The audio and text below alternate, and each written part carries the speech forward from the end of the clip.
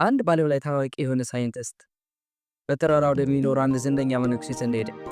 ሳይንቲስቱ መነኩሴን ሊፈትኑ ፈልጎ ጥያቄ ጠየቃቸው። አባቴ እርስዎ የሃይማኖት ሰው ነዎት? ለመሆኑ ገነትና ሲኦል የት ነው የሚገኙት? ለሳይንስ መረጃ ሊገኝላቸው ይችላል አለ። መነኩሴው በመገረም ቀና ብለው ከተመለከቱት በኋላ አንተ ደግሞ የማን ጅዳ እንዲህ ያለ ትልቅ ጥያቄ ትጠይቃለህ?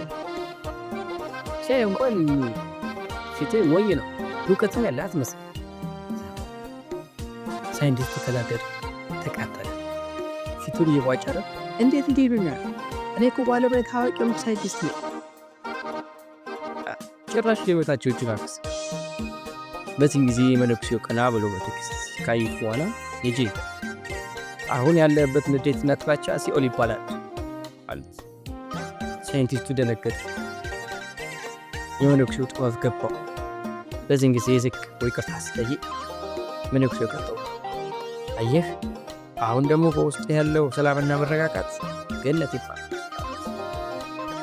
ገነትና ሲኦል ሩቅ ያሉ ነገሮች ያሉ እኛ በየዕለቱ የምንፈጥራቸው ሁኔታዎች ናቸው።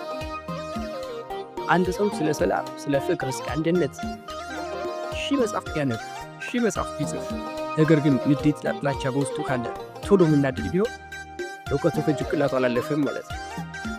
ንዴት፣ ጥላቻ፣ በቀል በውስጥ ካለ አትጠራጠር፣ ሲኦል በውስጥ አለች።